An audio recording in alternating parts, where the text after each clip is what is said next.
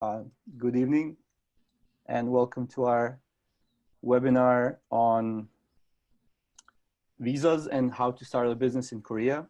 My name is Miroslav. I'll be your host tonight, or co-host, one of them. I'm in front. I'm representing Seoul Startups, a community of foreign startup enthusiasts here in Seoul, Korea.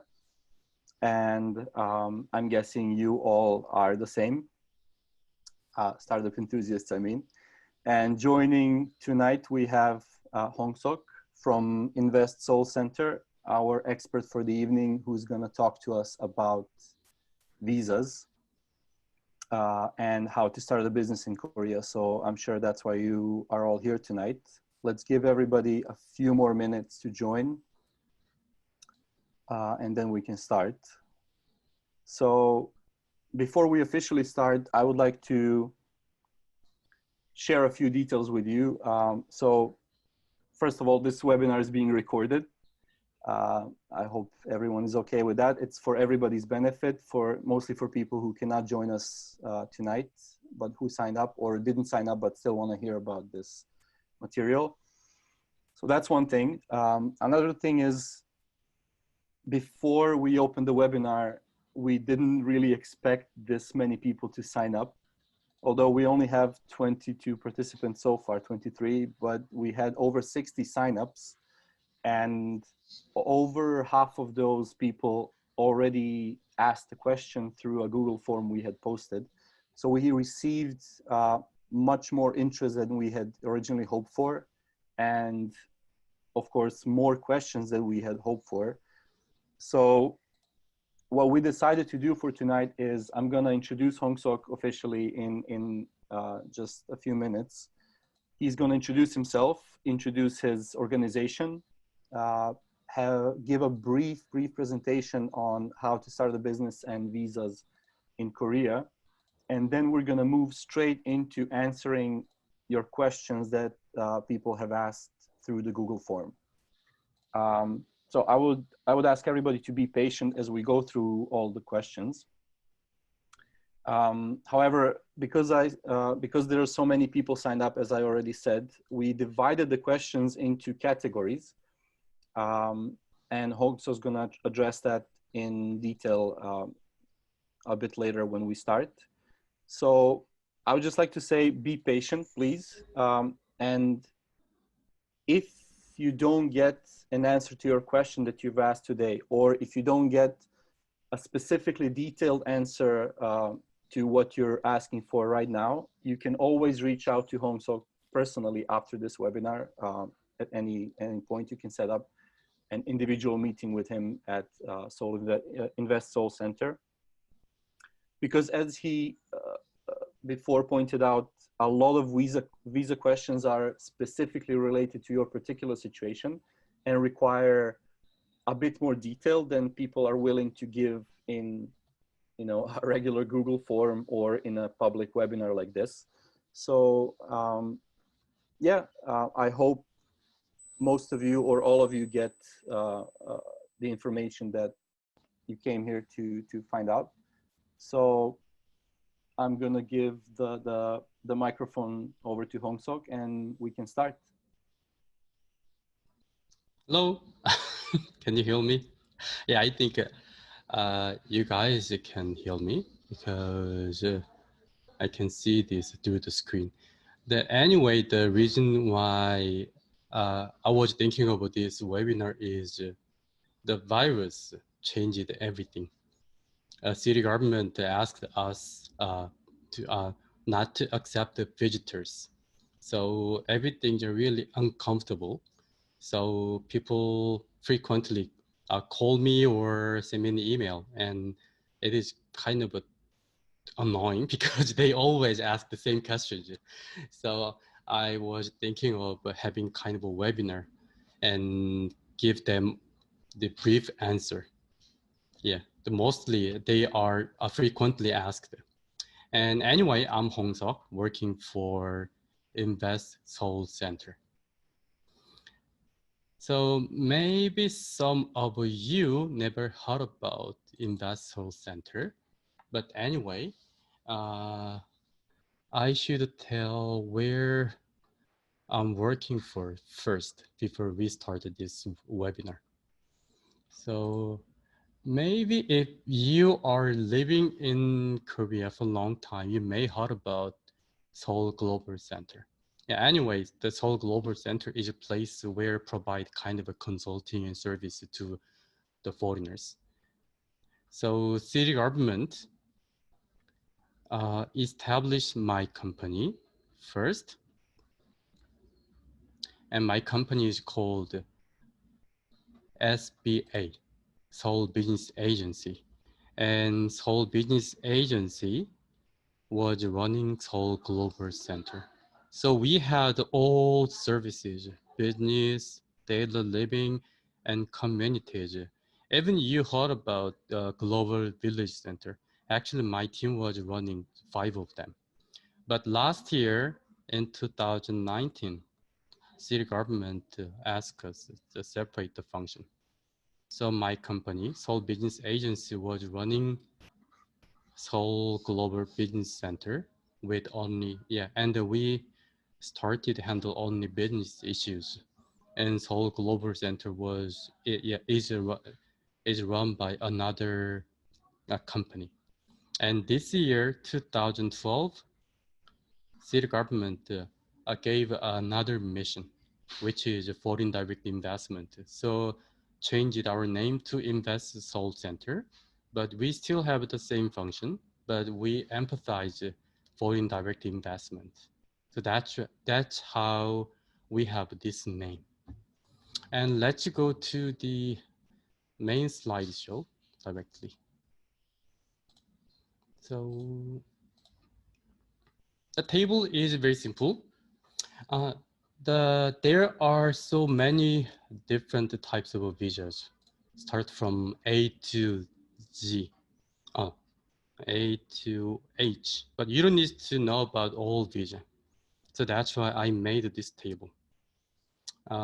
It's not easy to read, but if you can see here, you can see possible. The possible means if you have one of them, F2, 4, 5, 6, and you can start the business now, except for very few businesses, such as publication businesses and banking service and a few others. But anyway, if you have F2, 4, 5, 6, you can simply, even you can start the business tomorrow.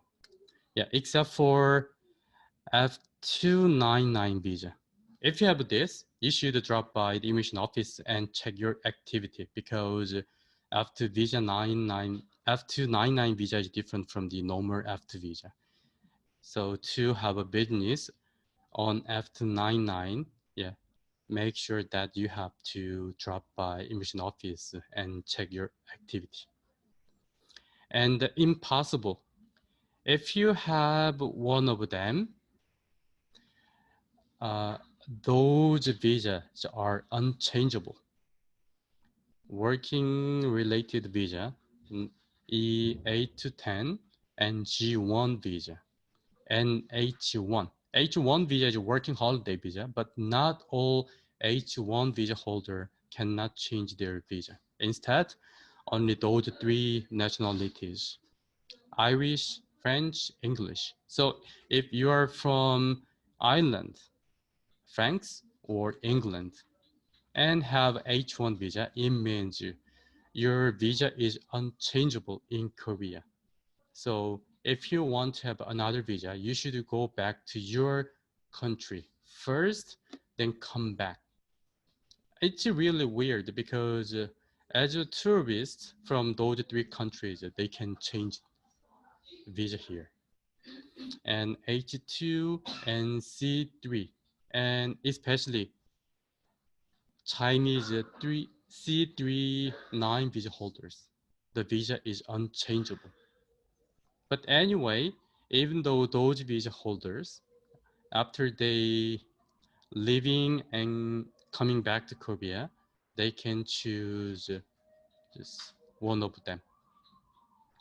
And here are business related visas, mostly D8 or D9.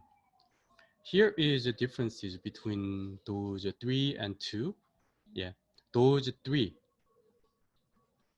need investment, and those 2, the investment is not required. And there are another difference between them. Yeah, it is called foreign. Its name is foreign direct investment, which means you introduce investment, and depending on type of the company, the required investment is different, and required document is different. But anyway, main key of foreign direct investment is you bring investment from overseas. And second, the investment must be in foreign currency.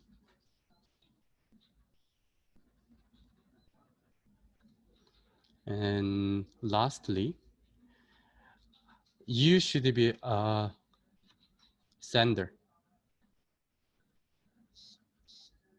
Yeah, a remitter from overseas. Foreign direct investment means you introduce your personal investment and establish a company here. And as I've already mentioned, depending on type of the company, the visa is different. It means the required investment is different. So if you are thinking of having corporation, the required investment is 100 million won of foreign currency. And if it is if it is a sole proprietorship, it is 300 million won of foreign currency. So the required investment is different and the procedure is different. So foreign direct investment has a standard procedure, but you don't need to know about whole procedure. It consists of 6 steps. It starts from the investment notification. But main difference between them is you should go to commercial court. Not you should hire someone who licensed people. Yeah. And send them to the commercial court instead of you. Because the corporation means it has a structure, board members and shareholders. And because of this, you should prepare for promotional notes and board member structures, appointment of the board member, acceptance note, and for the shareholder, the stock issuance letters and stock acquisition letters, those things. So that's why you need a lawyer. And also for the company registration, you need residence certificate from your home country. But if you have visa here, any of them, except for C3, you can get this residence certificate from the immigration office or district office called 구청. But if you choose sole proprietorship, you don't need to prepare for those documents or hire a lawyer. You just introduce investment. And yeah, some detailed part of some detailed difference between them is I will explain this at the end of the slideshow. And D9, yeah. Before you move on, so there's a question regarding this part. Yeah. The question is it possible to bring cash instead of remittance for this type of visa? Yeah. Some people, bring cash and but anyway, you need a declaration at the airport. Yeah, right, I think because this amount of money, I think only 10 million, I think, is up to 10 million is okay without declaration, and then over 10 million, you require declaration. Yeah. Okay. And D95 visa, it is kind of a incentive visa for degree holders from Korea. Yeah, if you set up a sole proprietorship, it means you need 300 million won. But if you have a degree from Korea with 100 million won, you can start sole proprietorship. So the procedures are not very different. Yeah. So is it okay that I explained you the foreign direct investment procedure, or to go to the next page or next explanation? I think if there are no more questions regarding Yeah. this, and I don't see any at this point, we can move Yeah. on, and then we can circle back to this if somebody has a specific Yeah. question. Yeah.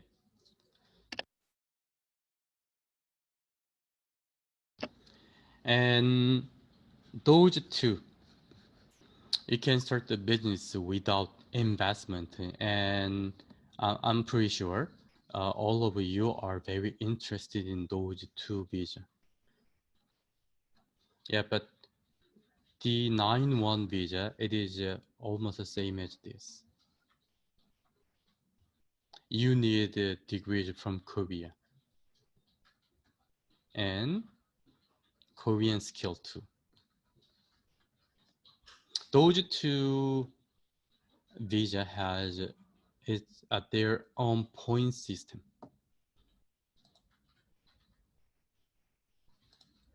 Korean skill, you mean Korean language? Yeah. Right. Is there a minimum for Korean language Level for 4. these visas? Level 4. Level 4 for topic. Yeah. Okay. Because of the class. Okay, I will explain you D91 visa first. Yeah, actually, I didn't have the point table of D91 visa in this slideshow because if you have a degree from Korea, you don't need to calculate your point because this visa designed for them. So once you graduate university from Korea, even though you don't calculate any point, you need only one thing, which is trading course provided by Immigration Office. It is 11 days of course and 30 hours of the course. So 4 years of school experience plus 11 days of the course, then you have a full point. And after this, you can start trading business as a sole proprietorship. It is very easy. I can tell it is the easiest visa that you can have if you have a degree from Korea, because you only need to attend 11 days of course. And the Korean skill, you need this. Because there are not many trading course. Two government agencies were running trading course. Kotra and us, but Kotra, they stopped the course, and only we are having this course, and only 5 times a year. So that's why it is not too easy to attend the class. So that's why we having the Korean interview, because anyway, the class is only in Korean. And trading business means you should deal with the Korean companies, even though you import something from the overseas. So that's why we are checking Korean skill and motivations. So, right. So it's pretty important to have, I guess 4 is the minimum, but the higher the better. Yeah, higher is so the better, yeah. There's another question regarding this. So for D91, is it possible to apply while still studying? or the person has After to the studying, graduate? yeah. Yeah, after graduate from the school, because its minimum requirement is a bachelor degree. Having a degree. Yeah, Right. yeah. Okay. And another question is, does the course have a certificate expiration duration? So I'm guessing the trading course. Yeah. Does the trading course have an expiration date, or once you take it? No, once you take it, and you It's can apply for D91 visa once in your life. So I mean, the okay. certificate, you can just keep the certificate, and Right. anytime Right. when you want it, yeah, you can apply for D91 visa. Right. So for Yeah. trading course, that's always valid. However, the Korean skill, if you take topic, that 2 has years. 2 Yeah. year, right? Yeah. And then, but how about the other one? So instead of topic, it's possible to take the KIIP, Yeah. right? Yeah. So Actually, does, for the trading course, if you have a topic score, yeah, it's good. But even though you don't have a topic score, if you pass the interview, you don't need to bring any papers which shows your Korean language skill. okay. Yeah, but the problem is that there are so many applicants. So if you cannot bring any documented which shows your Korean language skill, even you may not have a chance to have an interview. I see. Yeah. So it's better to have a proof of Korean language skill. Yeah. So either, so is the topic 4 equivalent to KIIP 4? Yeah. So either one is okay. Yeah. KIIP or topic 4. Yeah. Okay. Any documents are fine.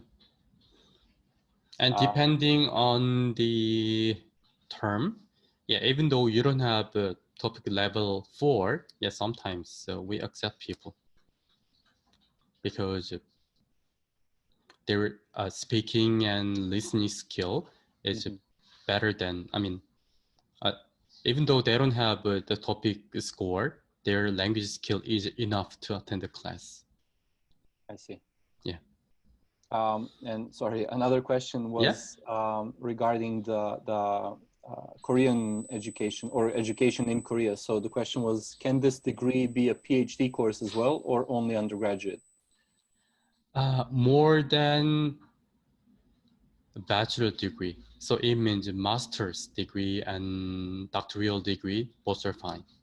Right. So the minimum is bachelor's, Yeah. but Yeah. both PhD and master's degree are, fine. again, the higher the better, right? Yeah. When it comes to points. Yeah. Okay. Okay. For now, I think that's it. Yeah. Sorry to interrupt. Yeah. And I'm going to DA4. Yeah, actually, DA4, it seems kind of complicating because its point table is not very easy. So I have a Sorry, slide. I just one more question just came up. So is D91 renewable? Yes, every year. Yeah. D91 visa is really easy to get it if you have a degree from Korea, but its extension is not easy if you don't have any trading record. Trading record meaning proof of having customs. business with abroad.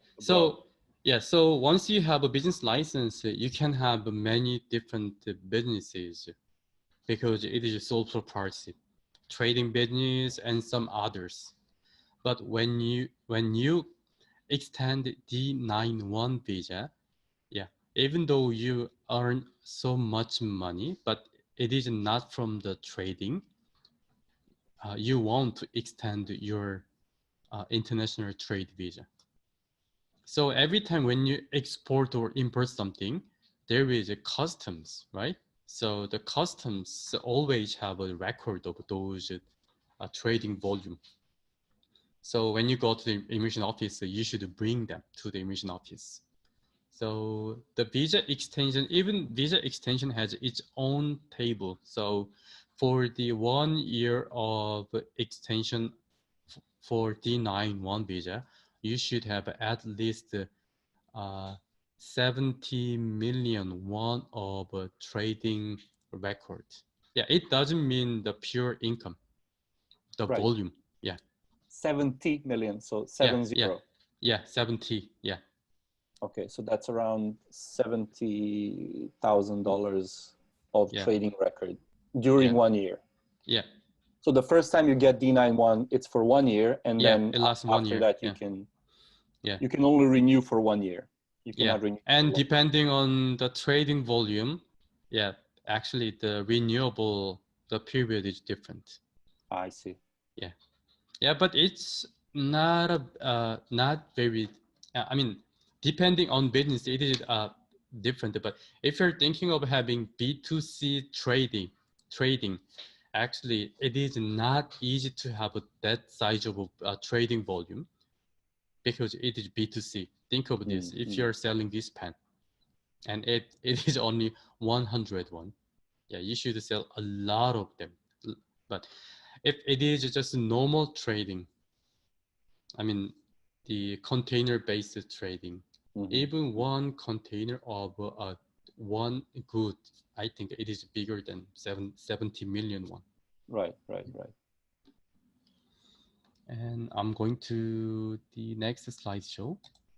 Yeah, it is for D91 Visa. Yeah, this visa seems to have a very complicating point table, but it is not very complicating. So this visa, we call this Oasis Visa. And the point system provided by the Immigration Office, we call this Oasis program. And the Oasis program has a code from 1 to 9. Yeah, but you don't need to know about the old Oasis program. You just simply think you collect the point. So minimum requirement for the Oasis visa is the bachelor degree.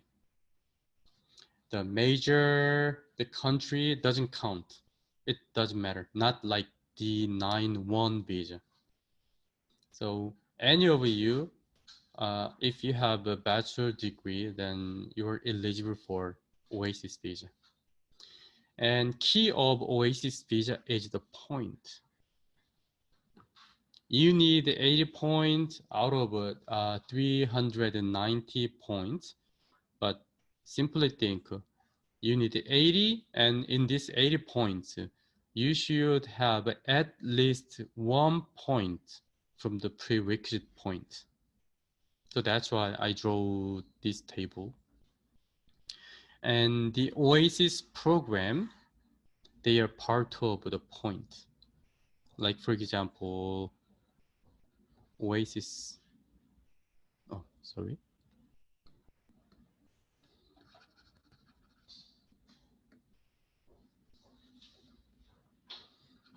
Here, Oasis 1, oh.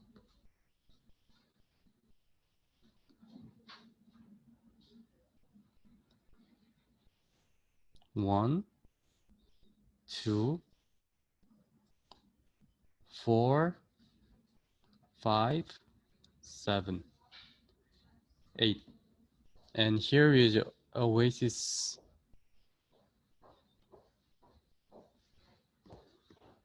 3, 6, 9, and some other options.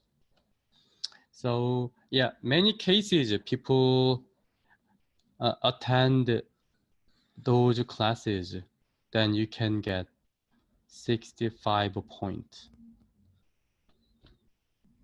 Those two are a class run by Kipa.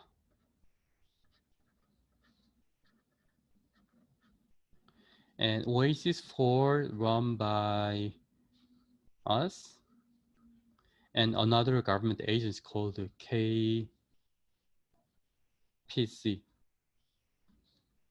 So if you attend those, depending on the agency, that class time is different. minimum 16 to 20 hours. But anyway, there is no exam. You just only you only need to apply for the class and get the completion certificate. Then you can collect the 65 point first. And the other two, in case you are not a person, you're a team. So in case you don't have enough point, you can use Oasis 5 or 7, which is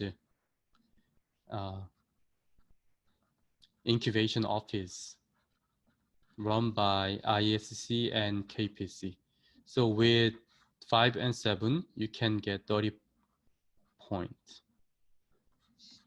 Yeah, but the key of Oasis point is the point from the prerequisite item here. Oasis 6 and 9, they are kind of a competition. So if you get a place, first to third place in Oasis 6, you can get 25 points. Or if you get a place in Oasis 9, you can get 25.2. Or Oasis 3. Except for the Oasis course, there is another way to get this prerequisite point is IP application or IP ownership. Yeah, IP ownership means you own, your intellectual property application is accepted by the government and proved that you own the intellectual property, then you will have IP ownership. But it takes for almost 2 years, but once you get it, you have 80 points at once. And you need to pay money. And the IP application, if you submit all the required documents to the government issue one paper. They accept your application. Then with this, you can get 20 points. So simply think,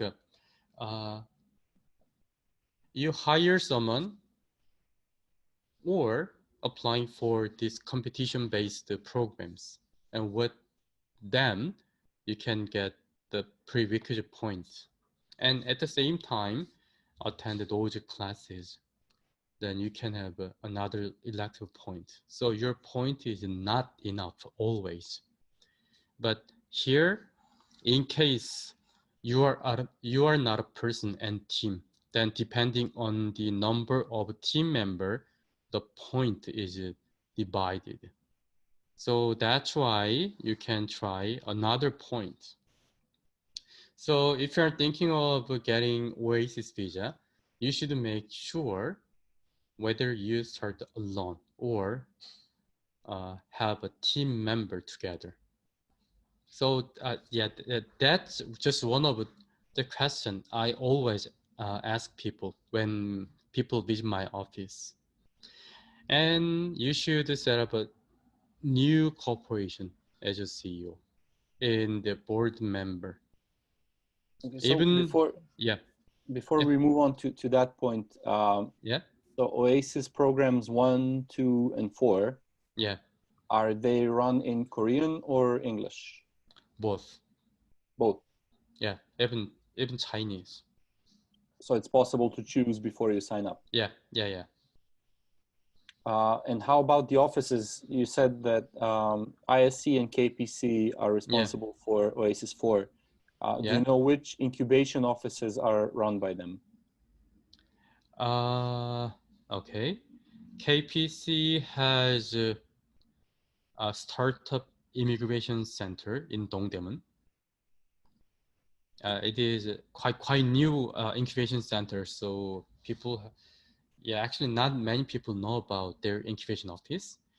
And we have two incubation offices. One of them is in the COEX, and the other one is in a government facility called the Startup Hub in Gongdeok. So once we open the application, yeah, you can just check the information. Yeah, but anyway, this year we decided not to find a new incubators because of the virus. Our current incubators, they cannot run their business properly. So we decided to give them the more time. And KPC, I'm not sure. Yeah, but I think they will open application this year. And I will let you know. Yeah, I will let you know where to find their information, which is Oasis Visa.kr. Yeah, it is a KPC's website, and our website is Invest Seoul.center.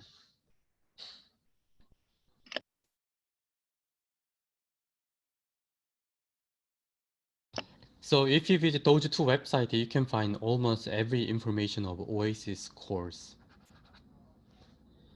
And the other Oasis programs related with the prerequisite point, yeah, they are same. You can find their information from those two websites, except for Oasis 9. Oasis 9 is the government running acceleration program, which is called K Startup Grant Challenge. Actually, this acceleration program is quite nice because their grant is good, and once you get a place, everything's are provided. I mean, the Oasis points and money and office. So if you Google it, you can find information. Yeah, but And anyway, actually, yeah. the application is open for another 2 days. So it closes June 26th at 8 p.m. on local Korean time. So Yeah, as for Agile, they started the program in September. Yeah. Yeah. Yeah, it starts September, but the application is open for another 2 days. Yeah, I didn't check this year. Yeah. Because they used to open application in April and until at the end of the June, so that's why. Yeah, I think it was postponed a little bit. It started in May because of COVID-19, and it closes in 2 days, the application. So if anybody wants to check that out, you can. Yeah, and Oasis 6, yeah, we are going to open the application at the end of July. Actually, comparing to Oasis 6 and 9, I think 6 is much easier because Oasis 9, the acceleration program means you already have your service or product and team. Then applying for the program with your product. But Oasis 3 and 6 are different. Oasis 3 mainly support IP application. So when you apply for the IP intellectual property, you should hire patent attorney and pay tax to the government. But if you get a place in Oasis 3, the KIPA will introduce a patent attorney and pay attorney fee. So it means you only need to pay tax, which is around 200,000 won. Then you can get point. Or Oasis 6, it is a business idea competition. So even though you don't have exact service or product, if you have a practical business plan, and if you can show what you can do to people, you can get a place. From the first to third, we usually choose 5 teams. So with this Oasis 6, some people, even though they had nothing, they got a place and point, and later they establish a company. Then yeah, now they got some grant from my head office, SBA. So even you can do this. But so what you're saying is for any of these Oasis classes, for any of Yeah. these Oasis programs, it's not, sometimes it's not easy to get in, right? You get Yeah. points from all of them, but you also, it's kind of a competition. Like you have to be selected for these classes, or you have to wait until a spot opens up, right? Yeah. It's not possible to sign up any time for Anytime. any class. That's You true. have to Wait you have until to the wait for a applications specific are open. class, Yeah. right? Yeah. So Oasis, I mean, elective point is very easy. There is no exam, and mostly they are first come, first served. So when the applications open, usually we open, we close the application within 2 days usually because the seats are full. And now, yeah, we usually have the annual schedule, but this year it is twisted because of the virus. So yeah, it's better for you to keep your eyes on those 2 websites. Then you can find the class information. And the Korean Oasis 4 class is running from today from ISC. And yeah, the application is closed, but we are going to have the English Oasis 4 course the next week. And we are going to have at least 3 more of Oasis 4. And KPC, yeah, they have more classes than us. And Oasis 1 and 2 are the same. They usually have 18 classes a year, but I'm not sure how many classes they will have. But anyway, if you keep your eyes on those 2 websites, then you can find the application information very simply. And Oasis 3, the Keepa open the application twice a year. So first half of Oasis 3 applications already closed, but for sure they're going to open the second half of Oasis 3 application soon. And Oasis 6, yeah, for sure it is in July because I'm running Oasis 6 in my office. And new we can send these links to everybody in a mail after this webinar. Yeah. We'll be sure to include these links. Yeah. And new corporation. Yeah, the reason why it says new corporation, you cannot join a already existing company. Yeah. When the Oasis Visa came for the first time, some people made mistake. Oasis Visa means a person start a business, not join a already existing business. So that's why it must be a new company, and you must be a CEO of the company. It is the main reason why Immigration Office give you Oasis Visa. Because if you just join a company, not as a CEO, it means you're just working for the company. Then you need a different type of visa, which is E7 working visa. So that's why it is very important. And even though you have a Korean friends, yeah, it is unchangeable. So those 3 are very important. And if you need any detailed question, maybe you can just ask me during this slideshow, or later you can contact me through our website. Then you can apply for the consulting, one-to-one consulting separately. But what do you mean, even though you have Korean friends? Like for example, co-CEO, co-founder. If you start a business with the Koreans, yeah, you need this anyway, because the visa given to a person, not a company. Right. Yes. Yep. But personally, I think it is better for having a Korean partner is better, because anyway, once you start a company, it means this company is established based on Korean commercial law. It means it is a Korean company. Then you can apply for grant programs. And when you apply for supports from the government.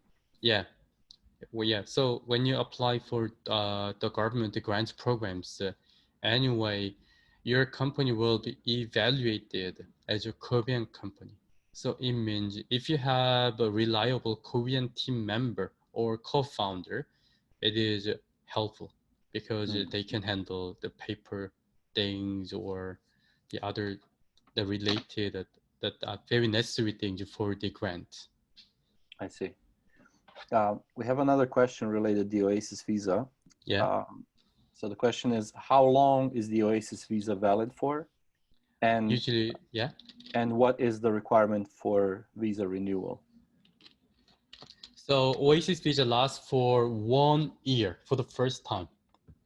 And even though you don't have any sales, depending on the officer at the immigration office, it is extendable for 6 months more, and sometimes 6 months and 6 months. So it means 1 year first, then extension maximum for 1 year. So you can keep this visa maximum for 2 years. But anyway, nowadays the immigration regulation, immigration rule is getting stricted. So simply think it is 1 year, and the only way to extend Oasis Visa is having a stable sales. So even though the volume is small, if company has stable sales and has tax payment record, then the immigration office extend your visa. And having a corporation means it doesn't mean not only corporation tax. Even you should have a personal tax payment record. And I will explain you this, what it means. The next part of the slideshow. But so what you're saying is it requires, it doesn't matter the volume of the revenue, right? Yeah, not like the international trade visa. Mm-hmm. So for the previous one, it was 70 million won. Yeah. For this one, it doesn't matter the volume as long as it's regular and constant. Because there is no such exact regulation. Because the trading for business, this visa, for this visa. But I usually tell people, try to have at least 40 million won of volume. Because it helps to get. Yeah. If it is too small, immigration offices, they cannot find any reason to why the extension of the visa. Right. Even though there is no strict regulation for this. Yeah. So you're saying that you can get the visa for 1 year and then maximum 1 more year extension. So 2 years maximum you can have an Oasis visa. Yeah. And then what? You have to transition into another visa? Yeah. From the previous list that you mentioned. You have to choose. Yeah, if you have, okay. I think, hold on.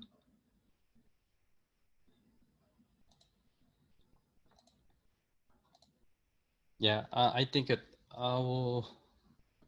So I skipped the D92 visa actually.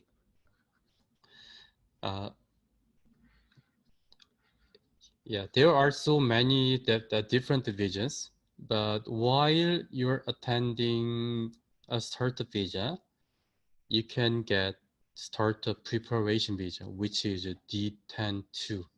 It lasts for 6 months and maximum 4 times. Yeah, but immigration office usually extend this only twice. So it means 1 year. And after this, you can get D84. It lasts for 1 year. And plus, you can extend this to 6 months. And if the officer is a good person, then maximum 6 months, even though you don't have a sales volume.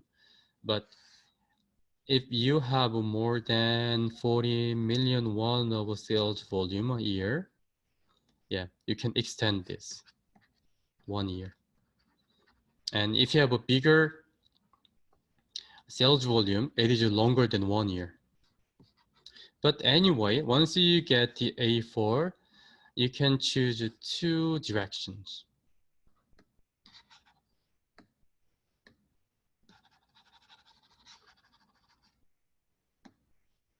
Which is after 7. Oh,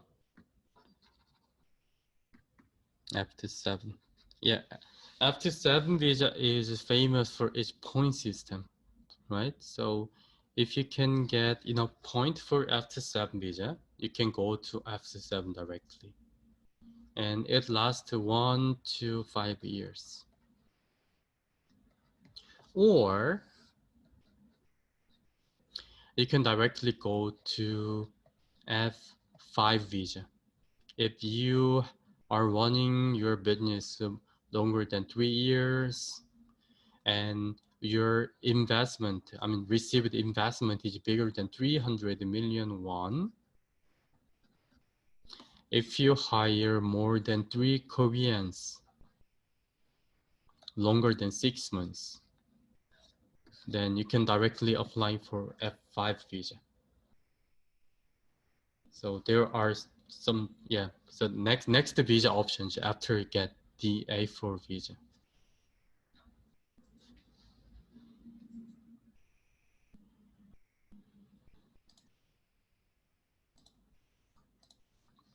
So let's go back to slideshow. Yeah, sorry, we have a question regarding the D10-2. Yeah. So it says, what's the requirement for D10-2 visa, and what's the criteria to go from D10-2 to D84?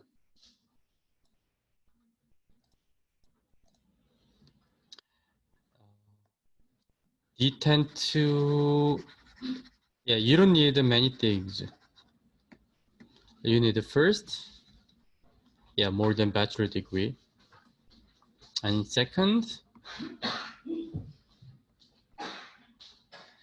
Oasis completion certificate. But here, yeah, you need only one. So if you complete any of Oasis course from Oasis 1 to 9, yeah, even though you complete Oasis 4, which is 20 hours of a course, you can get just one of Oasis certificate. You can use it. And 3, business plan. Yeah.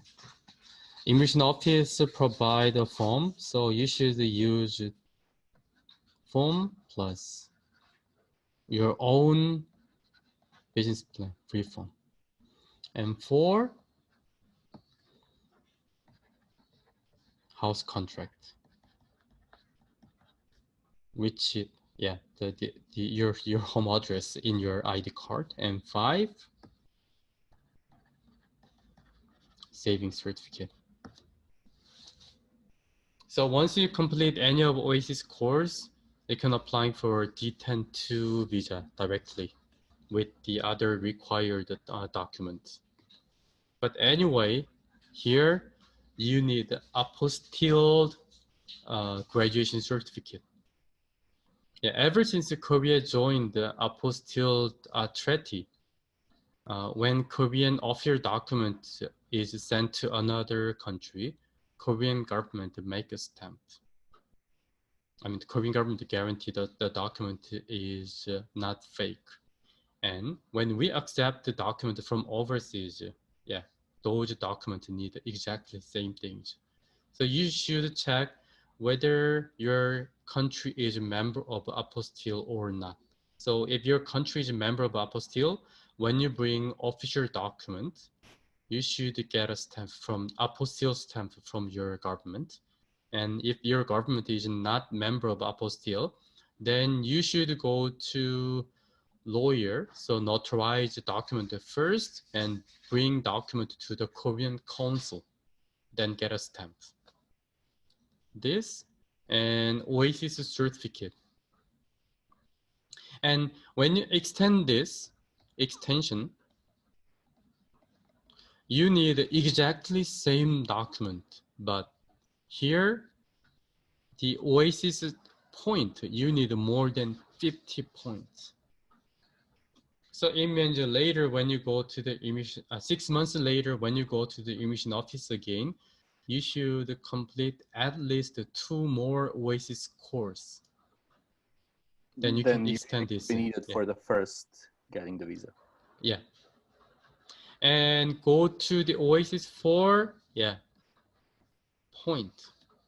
Once you collect all the required points, then you're eligible for applying for DA4. So degree,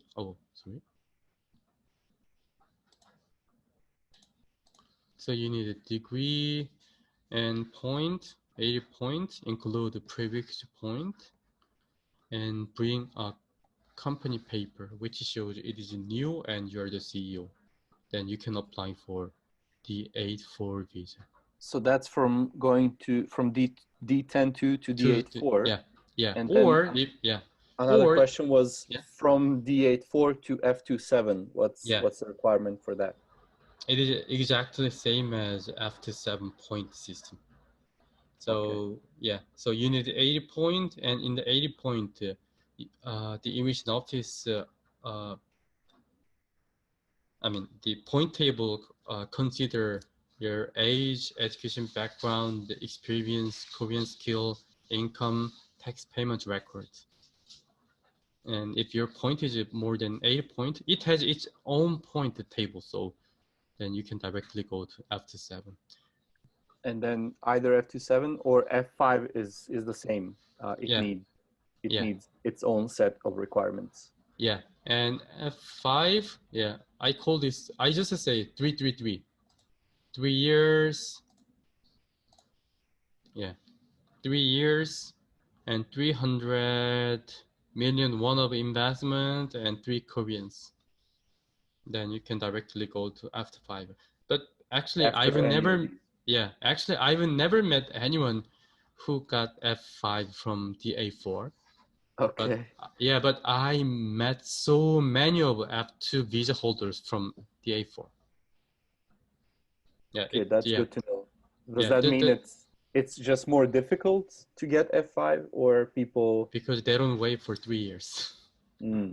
Because once you get DA4, 1 year after, if your point is enough, you can directly go to F7. And its activity is very different from DA4. DA4 visa means you're only allowed activities running your company, right? But if once you have F7, you can have many different companies and have a job and a lot of you will have more opportunities. Right. So it's more free to use. Yeah, and it is unstressful. Personally, I recommend have F series of visa, because if you choose any of a business related visa, it means your visa time is start, and you should consider how to extend this. But think of this. It is almost impossible to have a big sales or stable sales once you start the business. But you should working hard for that. But what if you have a F series of visa, depending on the officer, it lasts at least longer than 1 year, right? So even though you don't have big sales, you have a time until your business goes well. But so you mentioned earlier that certain F2 visa holders Yeah. are not allowed to have to do certain Yeah. types of jobs or certain types of businesses like publication or banking. So Yeah. can you share with the participants where they can find the list of these? There is, yeah, but actually it is hard to describe it, but every licenses has its own disqualification.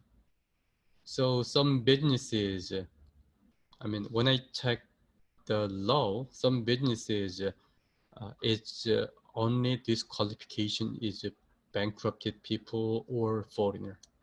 So the publication business is just one of them. So there is not such a list. It is from my experience. I see. Yeah. Yeah, but F299 visa holders, yeah, F299 visa holders should consider, should know about this because they can start the business, but it is very restricted. Their business must be in the same field as where they're working for. And depending on the immigration office, even you should keep your job. So that's why the activities are restricted. So if you have time, I mean, if you have a working related visa, which is E1, 2, or 7, 6, yeah, E1, 2, 3, 6, or 7, and have time to study Korean, yeah, try to get F27 visa instead of F299 because your life is much freer once you get F27.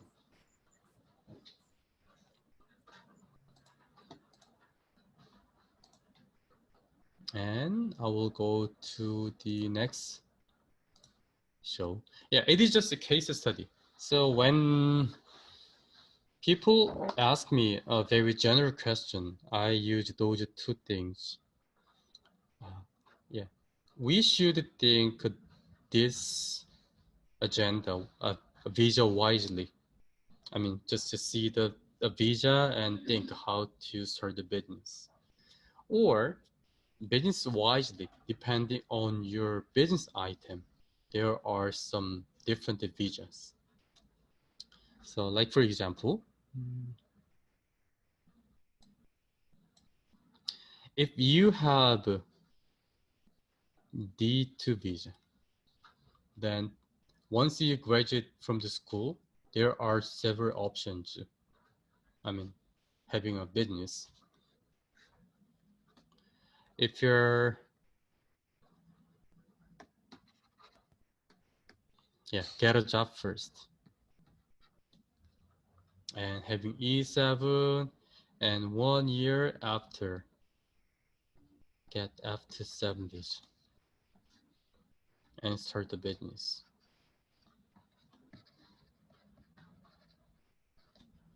Or directly go to E7 and F2 later F5, but then start a business. Or directly go to D9 or D8 Renewal visa, then later go to F2 and F5. So, or maybe you can find a Korean husband or wife, then start a business. So, visa wisely, they are much better. Yeah, as I've already mentioned, once you get those visa, even though your business doesn't go well, you don't need to worry about visa. Yeah, nowadays it's the extension regulation was changed last year at the end of last year. So even for the visa extension of F27 visa, you need the same 80 point. But anyway, those three visa is longer than the business visa. So if you're not in hurry, maybe you can consider get those F3 of visa and start the business, because you're not late always. And starting a business means you should consider a lot of things. And the business wisely, depending on your item. IT based, trading, others. If you have a F series of visa, yeah, you can start any business visa, but if you don't, then it must be D84, it is a D91, it is D8 or 9, and you with investments. So before you start something, just to think of what you can do and what's your business. So that's why I have the next slide show.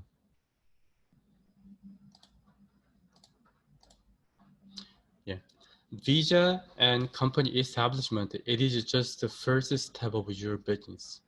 So there is more than this, which is the business plan. So since you are thinking of starting a business, you should consider at least those things. Yeah, starting a business means there are a lot of considerations. First, you should think, what is your problem?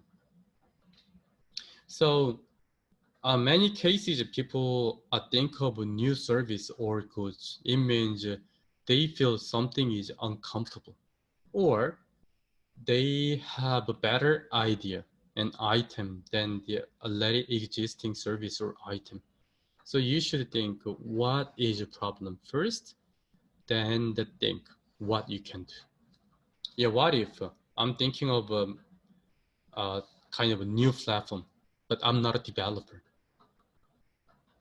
Then it means it's impossible to start this business alone, right? Then I may find team member or hire developer. Yeah, they are the next step. So you should think what you can do and what you can provide when you find team member. So they are very important. And the other thing is your target. The one of a frequent question is about the language institute. Then I usually ask, who are the main target?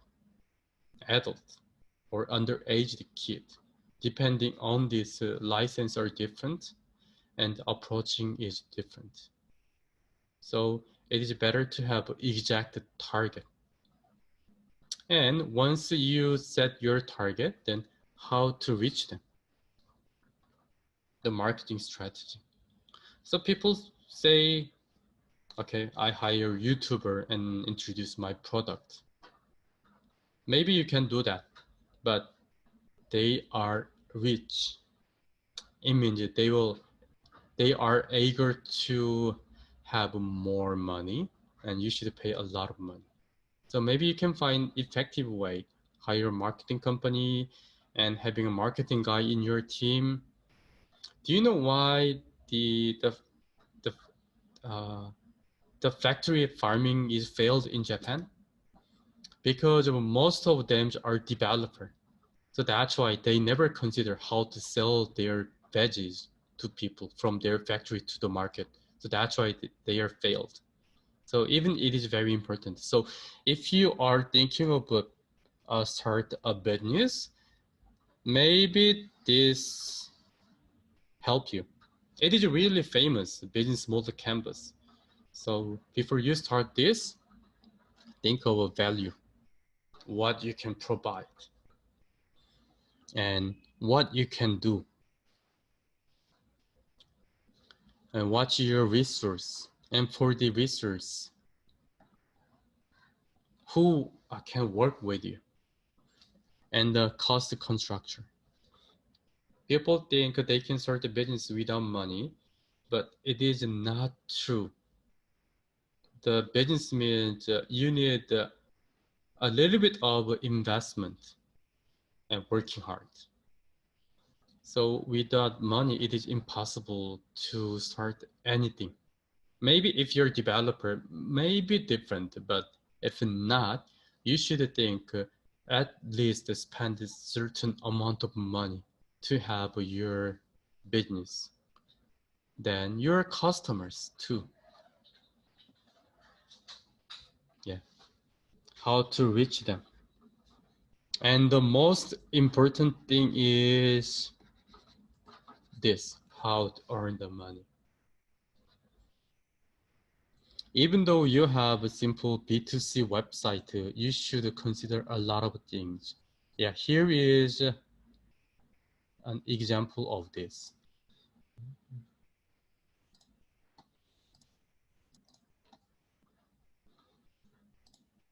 Okay, what if I import a vitamin from overseas?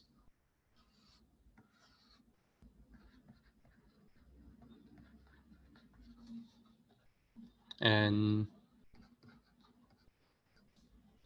I import vitamin, here is my company, and I sell the vitamins to Korean customers one by one. Or what if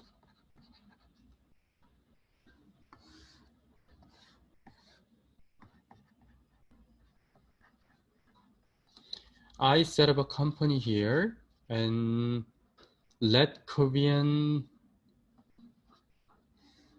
order vitamin from my website?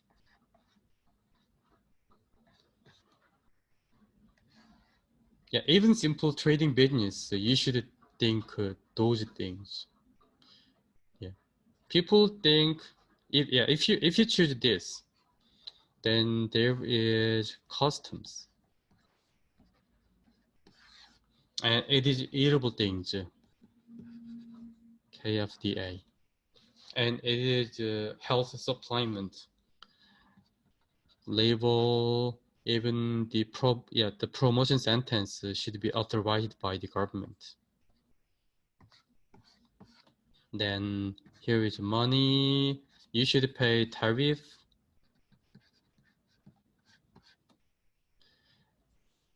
So once you import something, the price is not what you expected.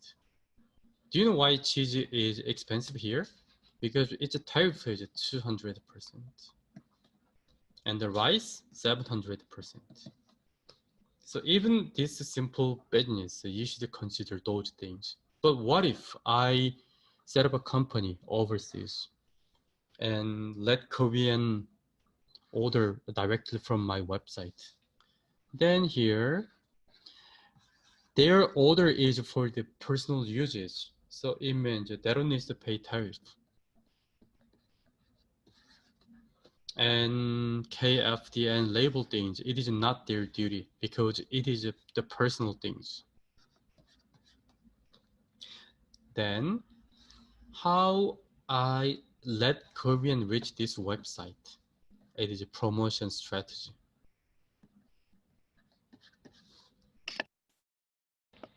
So when you when you think of a business, you should decide this, what is better for you and what you can do. If you're a developer, maybe, I'm not sure what is better because both has, both have benefits. But anyway, the good example of this is iHerb and MyProtein. Yeah, instead of having a business like this, they choose this. I think it's a very smart way because if they have a company in Korea, then they should handle a lot of things. Instead, they consider delivery because it is a B2C business. So it means that their delivery cost is expensive than just a normal the container-based trading. So, and there are a lot of examples of this. But here, protein powder. I forgot name of the protein powder, but big company import the powder here, and they're selling their protein powder on Korean website, 11th Street and Coupang and some others. So I'm not sure what is better, but the sales wisely, maybe this is better, but the cost and those regulation wisely, it may be better. So even these simple businesses, you should consider a lot of things in detail, and it is needed because I have been running business consulting for 10 years, and some people, I mean, I got a lot of stress because people just ask me they want to start a business. Then I should ask questions, what business it is.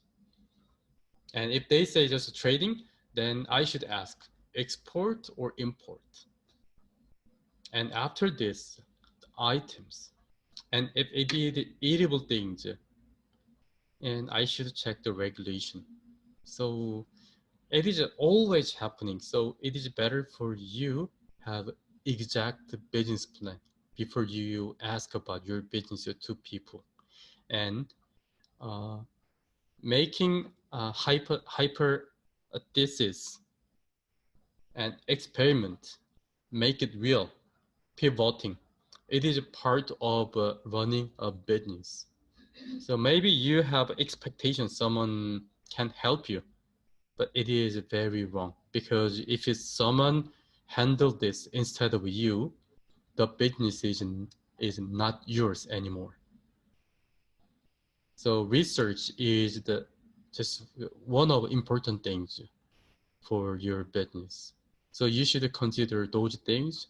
And if you search 9Blocks business model canvas, you can find a lot of information of this. And Oasis 6 application will be based on the business model canvas like this. So you can practice before the application is open. And the more things you should know, since you decide to start a business, the business item, it is the not only thing that you should consider. So you should know how they are working. So here is a very simple example. Instead of having a slideshow, I usually use this example.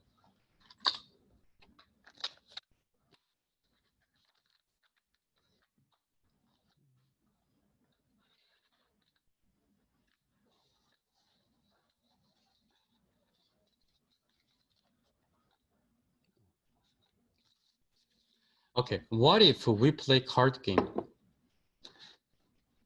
here? If I choose a sole proprietorship, I'm the company. I mean, the person is a company. So when I win the game, money comes to my pocket. And since I earned the money, I should pay tax from my pocket. And social insurance. There are 4 social insurances, but once you start a business, you are eligible for only 2 insurances, which is health and pension. And if you're Korean, maybe you can ignore them. But since you're a foreigner, even though you can ignore pension, the health insurance is mandatory for your visa extension. So you should pay your health insurance from your income personally, because sole proprietorship means a person is a company. But if you choose a corporation, before we can start the card game, I declare the starting money in public. And the real world, it is going to be a commercial court. And when I win the game, oh yeah, personally, first of all, this is my money. It is my contribution. So, but anyway, when I win the game, money comes to here, to my money. So it means this money should pay tax from here. Every time the money has income. And I play game instead of this money, so I should receive sales regularly every month. Every month, it means I should pay tax from my salary every month. And I should pay social insurance. Yeah, but actually, the half of social insurance should be paid by my company. So half is from my pocket, and the other half is a company, and social insurance should be paid. And later, when company goes well, I start this company with this amount of card, but later if this amount is getting bigger, then I can decide dividend, receive money as a dividend, and pay tax from here. So even though you don't know about the exact, the detailed part of this operation, it is better for you to know about the basic concept, how they are working. It is very important when you run a business. Like for example, VAT. People think of VAT is people think of VAT is kind of expensive, but VAT is never your money. It is your customers' tax. So run a business as a foreigner. You should, it is a kind of a complexion of three different things. First,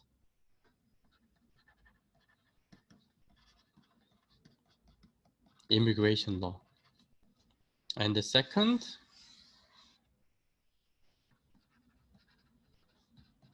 commercial law. And third, your business item. Yeah, so you should know those three. With this slideshow, I think I can give it anyway. I could give you a very small information about immigration law. And the commercial law part, we don't have enough time to explain you this, but it can be covered by Oasis course and some other classes, which is provided by us or other organizations, or maybe consulting. But key of business is your business item and business plan. Yeah, that's my point. It is the most important things. I guess without the business item or without the idea, there's no business, right? Yep. So there's no point in talking about visas for business. Yeah, that's true. So I think this is kind of the end of your presentation, if my slides are correct, unless you have something else to add. Yeah, it's the last, not exactly the last page of the slideshow, but yeah, it is the end of the slideshow. Of the official part at least. So I guess because we're kind of running out of time, maybe we can move quickly to the questions that were provided by the participants in the through the Google form. Yeah, So yeah. as I mentioned before, Hong-Sok gathered all the questions. There were over 30 questions, and he divided them into 5 different categories. So we can start going through them now. Yeah, the first, the questions which is related with the visa, with the business. Yeah, but I think I explained this, most of them except for number 2. Oh.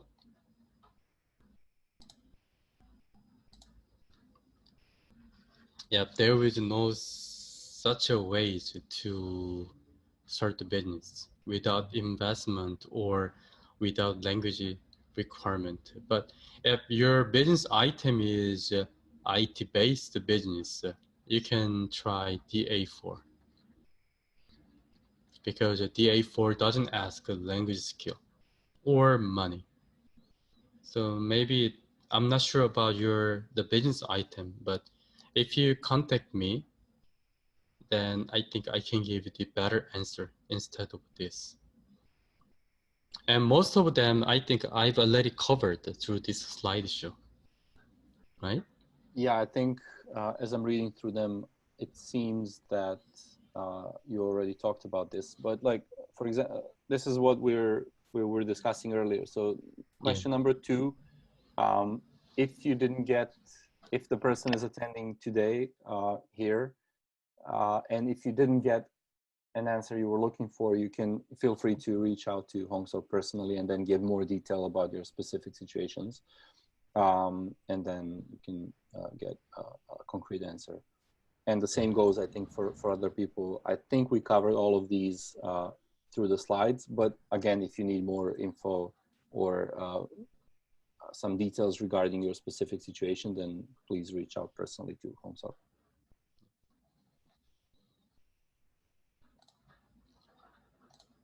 And the next question is, actually I got this question a lot. Yeah, people ask me, what does it mean technology startup? Yeah, but technology startup doesn't mean high technology startup. It is not high tech.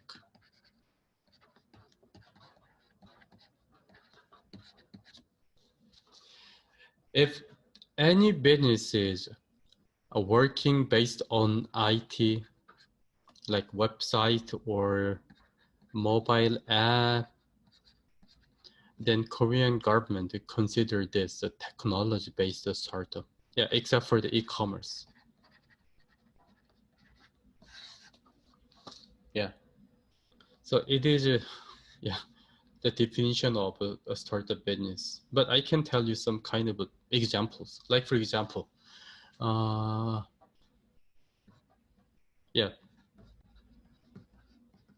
plastic surgery website. If your website has only a list of the hospital, it is not considered as the technology startup. But if your website has a kind of a logic, depending on your searching record, which the website shows kind of related the hospital lists, or there is a kind of you have a big database and with simple keyword, if your website shows the proper answers of the hospitals, you can write down this. I mean, you can describe how they work with the drawing.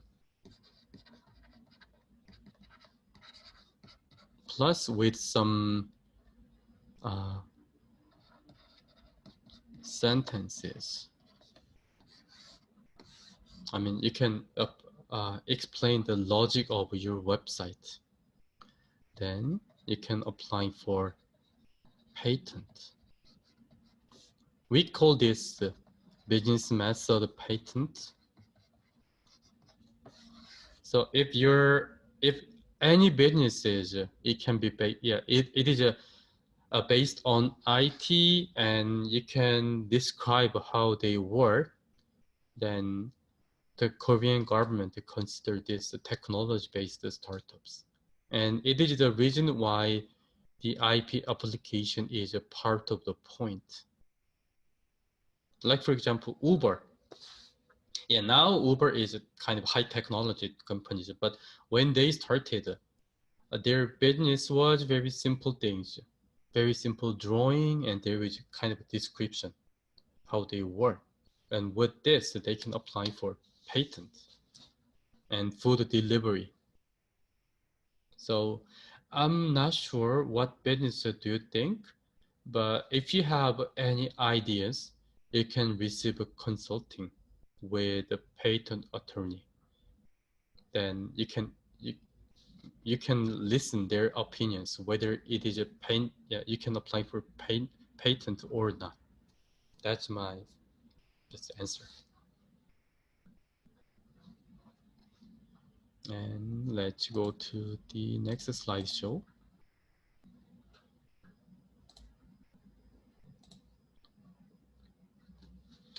Yeah, it is related with the general information of the business, running a business.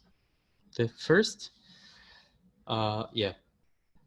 if you choose foreign direct investment, you need 100 million or 300 million won because they are required.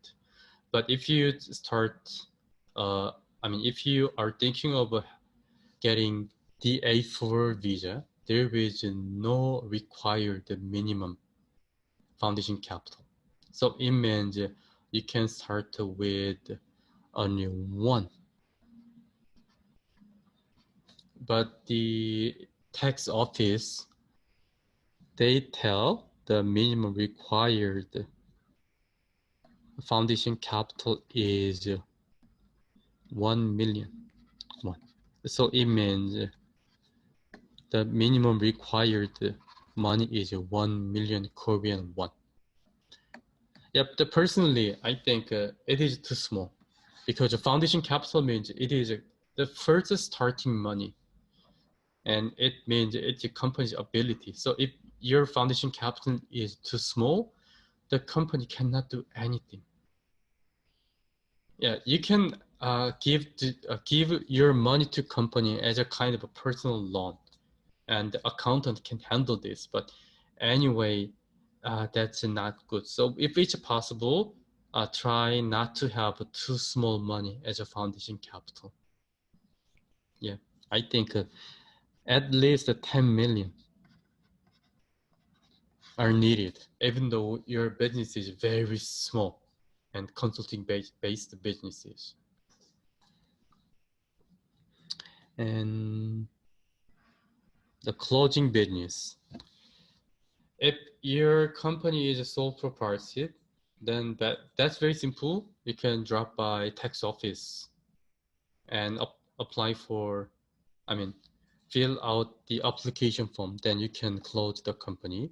But if your company is a corporation, depending, if it is a corporation, if you need to withdraw all the money from the company's bank account, you should liquidize your company. But if there is nothing to withdraw money from the bank account, company's bank account, you can simply just leave it. Just cancel your business license at the tax office, and the others will be automatically liquidized. But anyway, if you need to liquidize your company, you should hire a lawyer, and depending on the article, the time and money is different. There is one section which is called the notice method of the company in the article. And if the article says exact name of media, then it means you should have advertisement in that media for a certain period of time. And if it is a newspaper, you should wait and pay money to have a space in the newspaper. And after this, then submit document to the commercial court with the lawyer. So it's not easy to explain that this at once, but depending on the circumstance, it's different. And number 3 and 4, yeah, you should know what's the difference between the freelancer and having a business.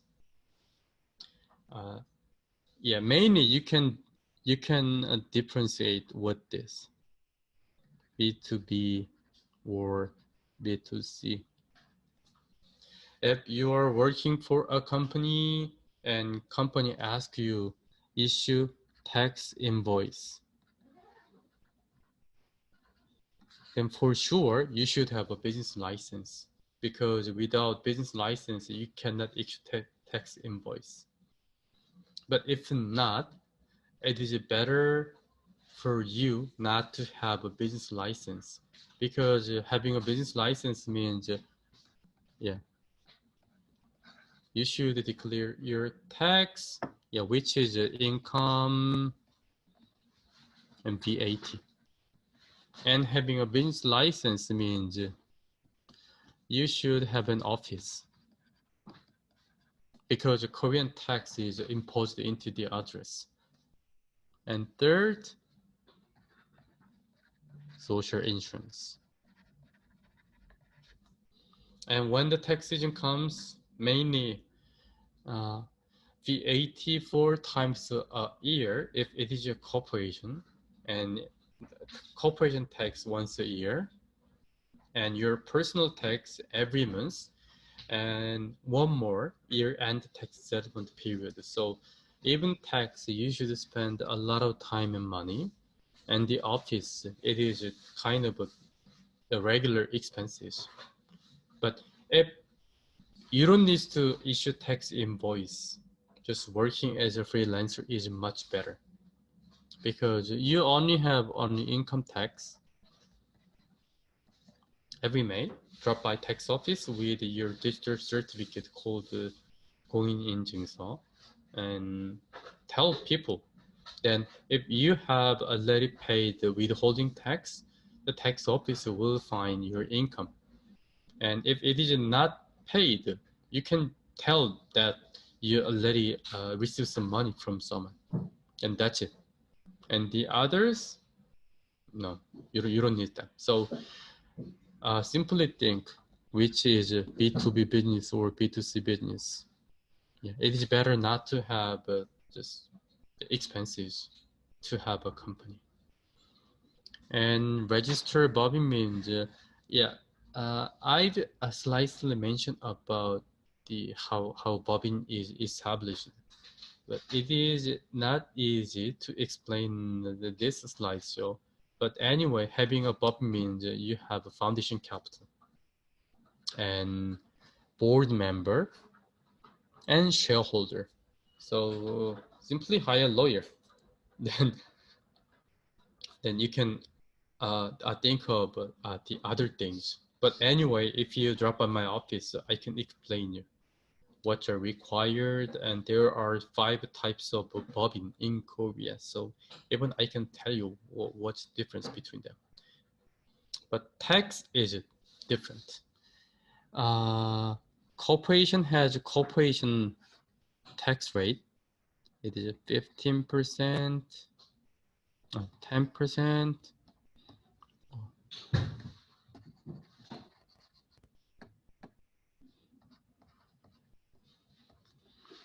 22%, or 25%. And if your profit is bigger than 300 billion won, then it is 25. But for this startup, it is not a volume. So it is 200 million. So if your profit is smaller than 200 million, then tax rate is 10%. Bigger than 200 million, then 22%. It is a corporation tax. And sole proprietorship and personal income tax, they are same. It starts from 6, 15, 24, 34, and getting bigger.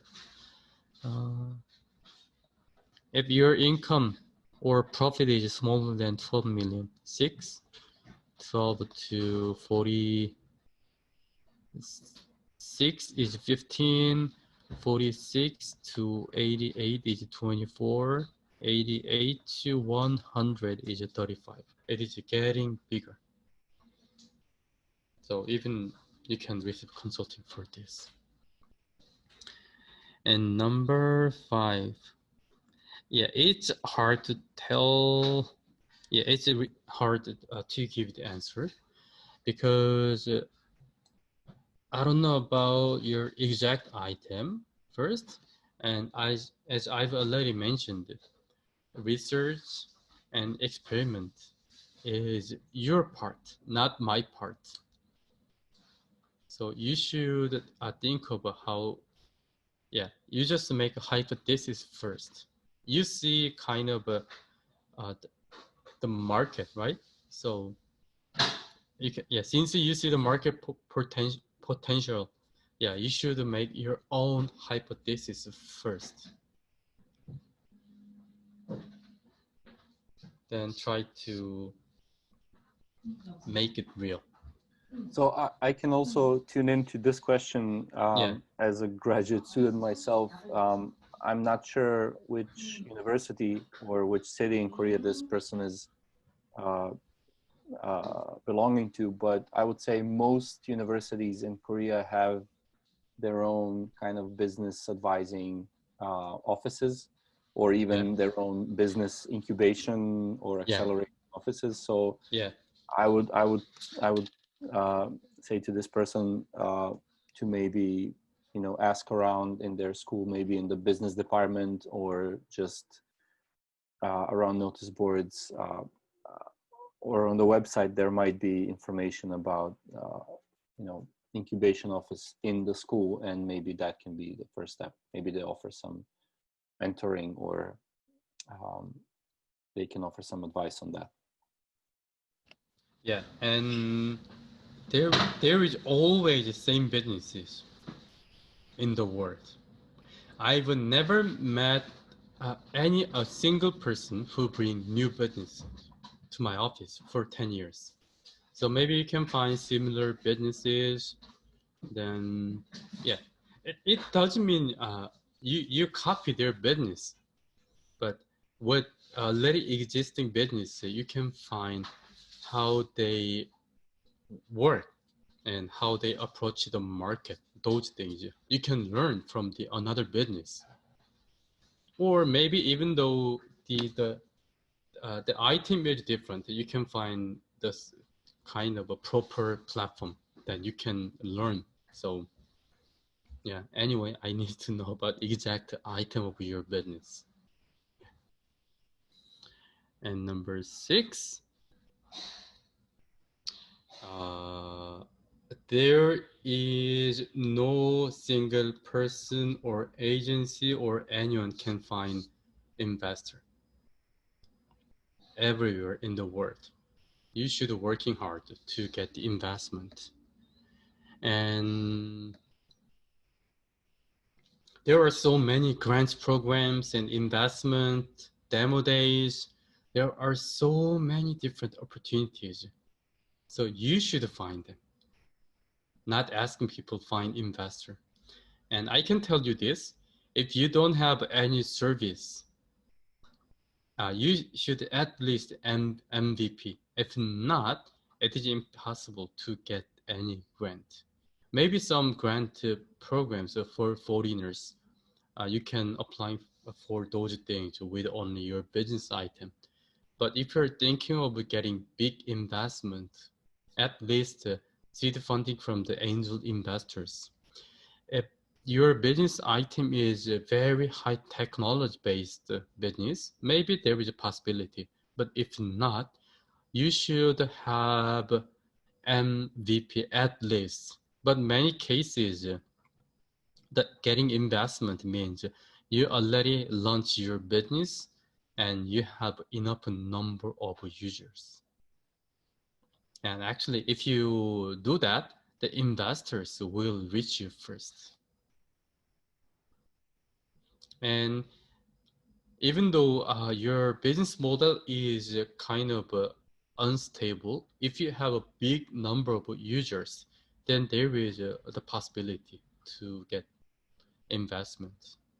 Yeah, but getting investment is not always good because depending on the investors, even there is a famous demo days in Korea.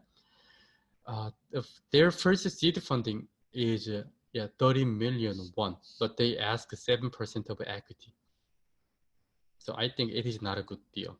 So if you have time and money, try to handle those things by yourself first, then later, when you launch your business successfully and have enough number of users, then try to apply for demo days or try to receive investment. But before this, if it's possible, find a Korean team member and try to get government grant, because the Korean startup system is led by the government. So if you go to this website,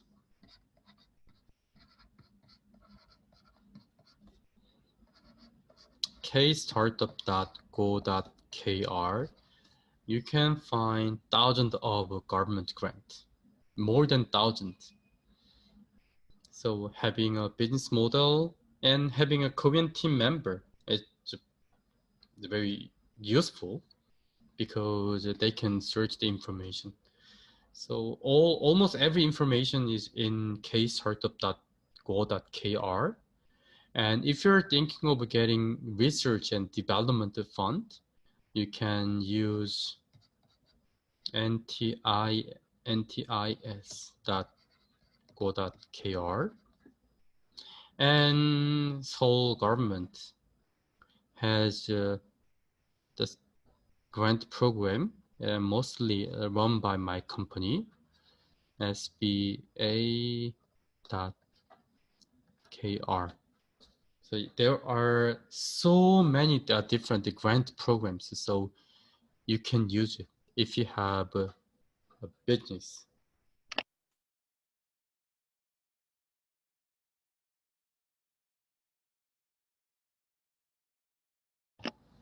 And this page is the last page of the questions. The first, I need a detailed information to give the answer. Two of them, it is a business entrance. So business entrance and a startup is different. They are different class. Business entrance means you already have a company out of Korea, and the company have a business entity here, and the relationship between the head office and business entity in Korea, there are three different options. But until I heard about this, it's hard to explain you this part. And number 4, the tourism website. Then what tourism website? Selling what? Airplane ticket and some others? Yeah, I need more detailed information. And number 3 is 2. So yeah, you guys should visit my office. Then I will ask you the questions for the answers. And last 3, they are the pure visa issue. So it is better for you to contact immigration office, because I'm good at knowing about only business related visa, but the others, for sure, you should talk to the immigration office. Yeah, that's my slideshow. And good. Yeah, I think good. Thank you so much for this. Yeah, you've earned that water and more. Thank you so much for this. We have two more questions that came in, one through question and answer and one chat. And then after that, I feel if we have a bit more time, we can open. If you raise your questions, if you raise your hand through the Zoom application. I can even let you live to ask the question directly to Hong Sok. But for now, let's answer this one. So the one of the questions was how to make a company Korean subsidy and USA based company. What labor laws do I follow, USA or Korean labor laws? Okay, where is the employees? In Korea or USA? That's a good question. Yeah. So if the employees working in Korea and they have a contract between the entity here, yeah, they should follow Korean labor law. So they're in Korea. So Richard, would you mind, would you like to ask this question directly to Hong Sok?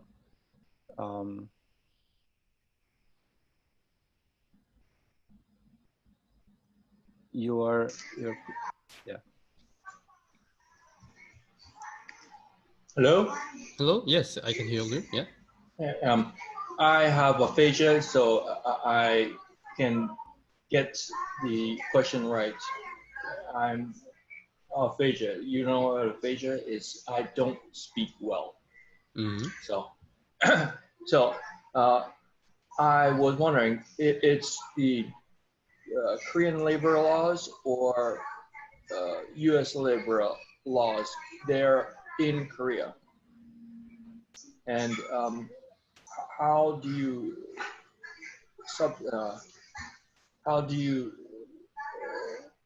take the Korean labor laws? It's Korean labor laws, not the U.S. labor laws.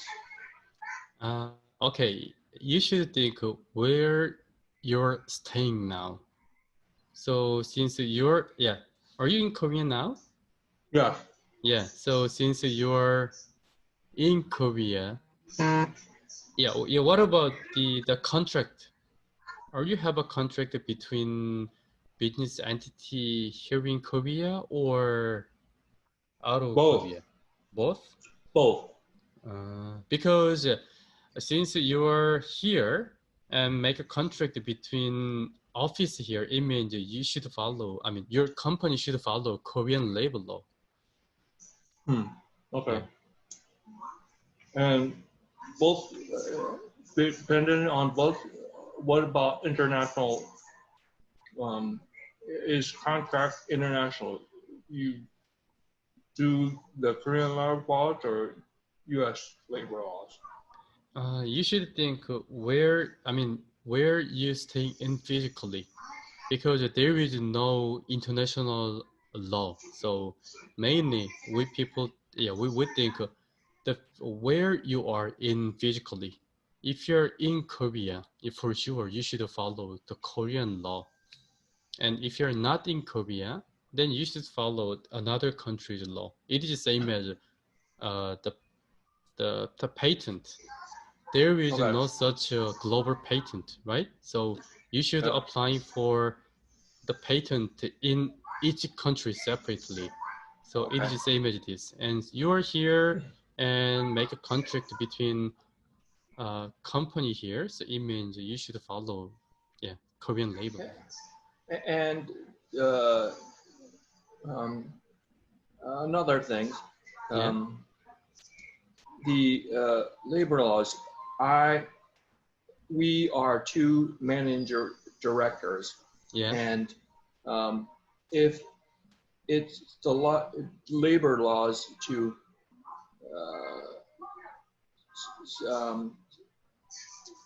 support your team, and it's private laws or company laws to support your team. You get it?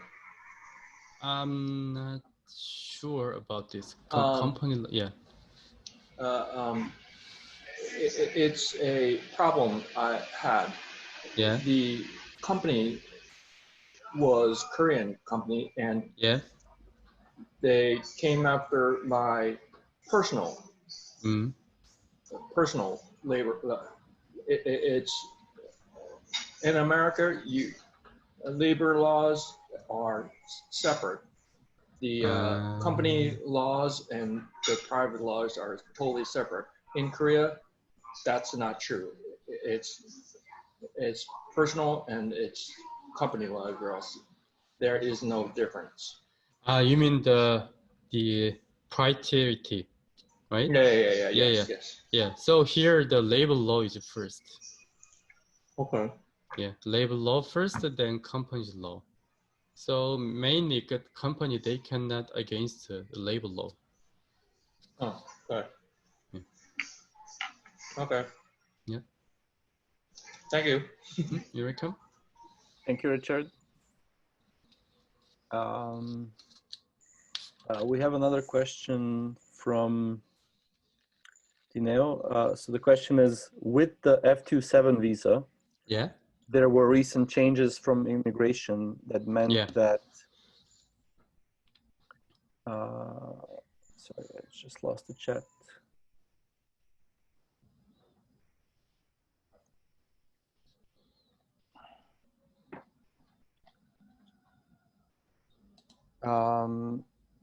So recent changes that from immigration that meant that business owners stand the risk of losing their visa and their business license.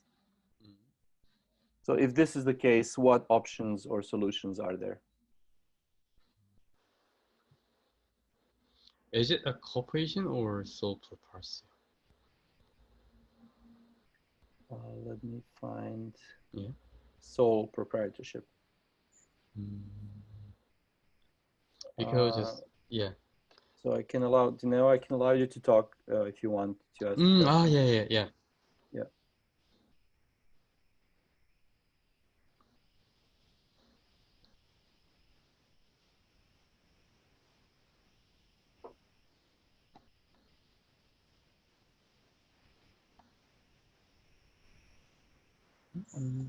Okay, so Dineo, you're permitted to talk if you would like to ask the question, or just type in more details, please. Hello? Hello? Yes? We can hear you. Hi.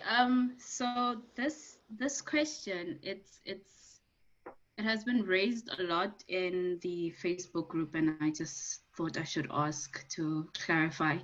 I'm guessing in a lot of cases, it's sole proprietor businesses, and so the thing is that with with the new changes, people lose points and cannot renew, because when you renew your visa, you have to reprove the same point. Yes, that you have the same points. Now, as for like some people, as they age, they lose points, and it becomes they risk losing the visa. So in that case, then what avenues can they take to not lose their business also before qualifying for the F5? Because then F5 comes like a few years after getting F27. Okay. Even though you don't have visa, depending on the type of company, it is different. But anyway, you can run a business as a non-resident. So it means the companies exist, and even though you're not in Korea, and the companies exist, and you can run this business with someone. And later, when company's business goes well, then you may have enough income from the business. Then you can apply for F27. But in reality, it is not easy to do that. But anyway, losing visa doesn't mean you should close your business. And depending on the circumstance, I mean, the type of the company, it is different.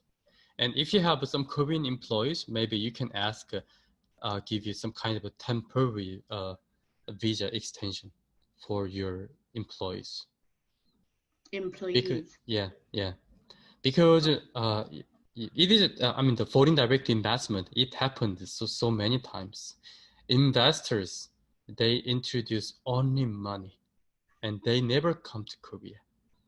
But even though they don't come to Korea, they are CEO of the company because money is working and they hire some people to run business in Korea under the company name. So losing visa doesn't mean you losing your business. The business exists. Okay. Yeah. All right. And in the case, in I don't know, the case where the person does have to be physically in Korea, No. whatever reason? No. No. Yeah. Okay. If the company pay tax, yeah. Anyway, there is a taxation responsibility. But anyway, if it is a corporation, there is a corporation tax. So you can pay tax from the company. And if it is an individual company, even though it is individual company, I mean, the immigration law and the commercial law, they are separated. So anyway, company has profit, then you can pay tax, even though you don't have visa. Oh, okay. All right. All right. Thank you. You're welcome.